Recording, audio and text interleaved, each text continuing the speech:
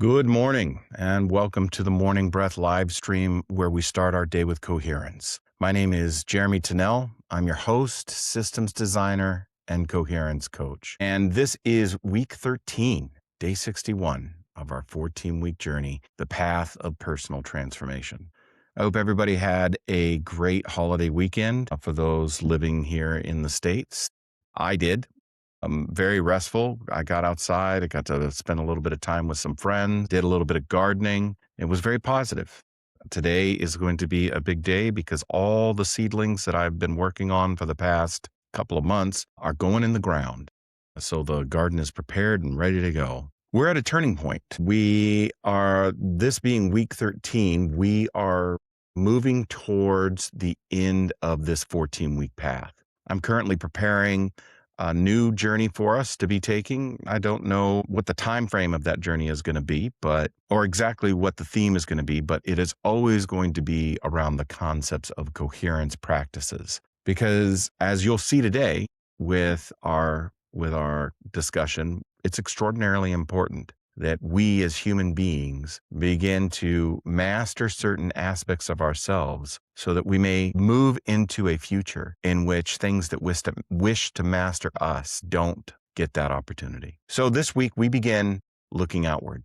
For 12 weeks, we focused on the inner world: regulation, ego, identity, coherence, and reflection, all themes of personal transformation. But none of us exist in isolation. We exist inside systems, inside culture, inside institutions. And today, we begin with the pillars of society. Institutions are the structures that shape civilization: education, government, religion, healthcare, finance, and media, scientific paradigm, and the law. At their best, institutions create trust and stability, a continuity of cultural norms. But when institutions become weak, fragmented, or captured by power, something else rises to take their place. And increasingly, that role is being filled by corporations in our society, not simply selling products, but shaping culture itself. One of the things I've become increasingly aware of over the years is how much of modern life is shaped by systems most people rarely stop to examine. What we value, the things we fear,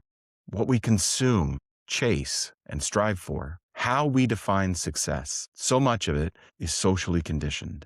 For a long time, I think I underestimated how deeply media, marketing, and for-profit influence shape collective identity. Not just social behavior, collective identity itself. Because when institutions weaken and community falters, when mistrust deepens and spiritual grounding becomes shallow, when education becomes transactional and people feel disconnected and uncertain, for-profit corporations move into the vacuum. Not necessarily because they're evil, but because systems expand where space existed. And in for-profit systems, the rewards, constant growth, shareholder gains, attention capture, and market dominance, corporations become the giants among us, not merely influencing society, but feeding on it. Institutions are pillars of society.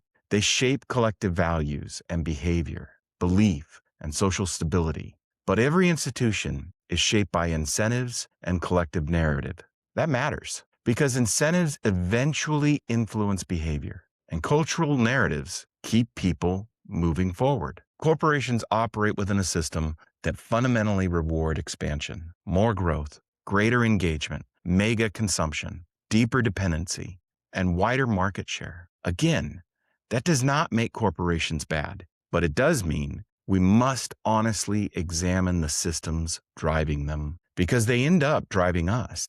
When profit becomes the dominant organizing principle of society, human beings themselves slowly become commodities. Attention becomes monetized and emotional engagement becomes profitized. Fear becomes marketed and identity is stamped. Eventually, people stop asking, what is healthy for humanity? And they begin asking, what scales? This is one of the reasons discernment matters so much right now, because modern influence does not primarily operate through force. It operates through narrative, messaging, and advertising. It's moving through algorithms and fancy images that entertain us. These things create structures that build convenience, social pressure, and digital immersion. The most powerful systems are often the ones people no longer recognize as systems at all, but just the way life is these days. And the more people become disconnected from themselves,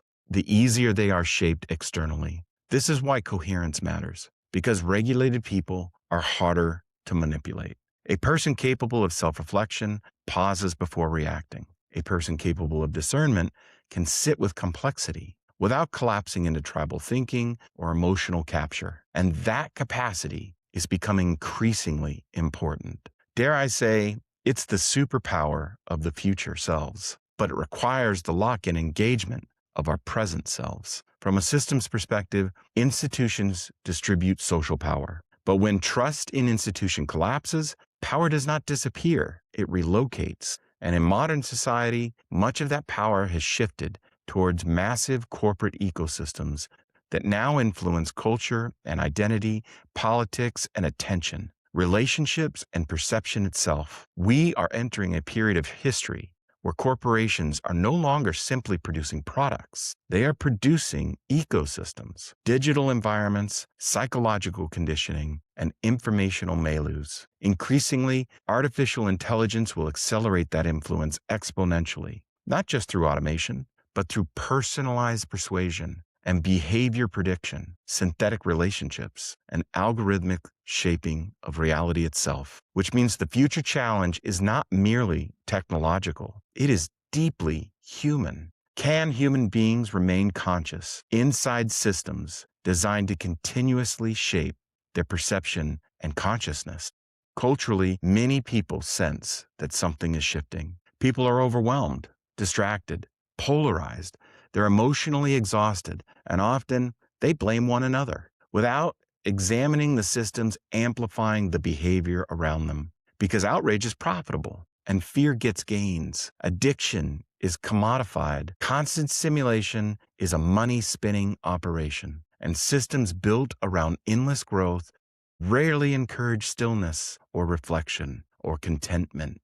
But awareness changes things, because once you begin seeing systems clearly, you can begin engaging them consciously instead of unconsciously consuming and absorbing them. Today, I want you to pause and reflect. Don't ask yourself, are institutions good or bad? Ask, what incentives are shaping them? What values are being amplified around me daily? What systems are competing for my attention, my identity, my nervous system? Most importantly, how do I remain human inside systems trying to shape what it means to be human?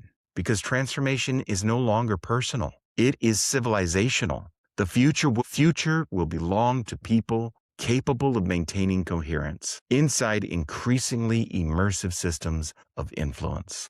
Spend a little bit of time today with your journals and explore these personal questions. What institutions have most shaped my worldview? What social sites influenced my identity at an impressionable age? What messages about success, identity, and worth have I unconsciously inherited from society? And where do I notice systems competing for my attention, my emotions, and my behavior? What does it mean for me to consciously participate in culture instead of consciously consuming it? All right, let's move into our breath work, because daily practice is what refines our ability to remain coherent and conscious inside a system that is trying to shape that consciousness. So today, we're going to find a comfortable seat.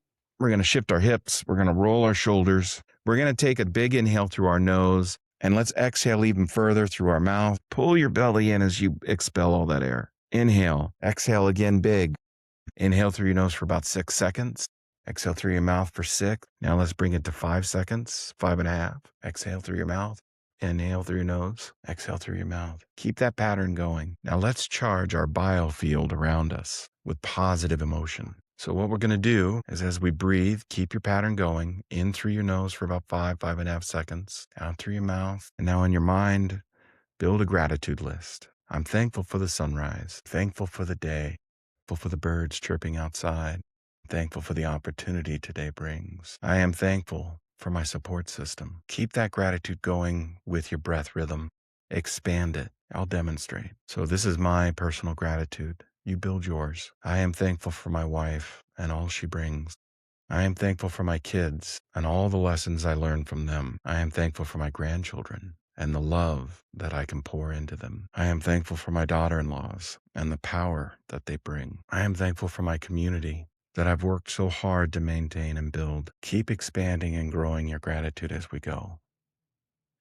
We're going to practice in silence for a few moments. Keep your breath going. Stay with it. Return to your breath and your gratitude if you get distracted. Big exhale with our mouth. So that's about 6 minutes of practice. If you're wondering what I mean by let's charge our biofield, I want you to check out my latest podcast with Eileen Day McCusick. She's the author of Electric Body, Electric Health, and the Human Biofield. She's done an incredible amount of research and developed a healing practice through the human biofield. I've mentioned this a few times. Your heart is an electric organ, and it's generating wherever there's electricity flowing, wherever there's electrons moving, you've got an electromagnetic field, and your heart generates the largest electromagnetic field in your body. Radiates out about 6 feet wide, and it radiates back in. It's a torus. It's a torus shape. It's like an apple or an orange or a galaxy or pretty much anything in the universe, because that's the fundamental shape of the universe. So this torus field that is your biofield is electromagnetic in nature. And what travels through electromagnetic signal? Well, we have a lot of experience with that, with these devices, because the towers are transmitting data, a massive amount of data, images, video, all kinds of stuff through electromagnetic fields, which means information is moving through electromagnetic fields. So what is in your biofield? Emotional, coherent, trauma, information. It's all there. It's all there. So when we're doing our breath work and we are cultivating positive emotions through gratitude, we're charging that biofield. What does that do? We're not soul systems within an individual closed loop system. We're surrounded by other systems that are engaging with us constantly. So your responsibility in this practice of becoming a coherent systems designer is developing a coherent self in all ways. If this resonates with you, stay with the practice, because awareness is not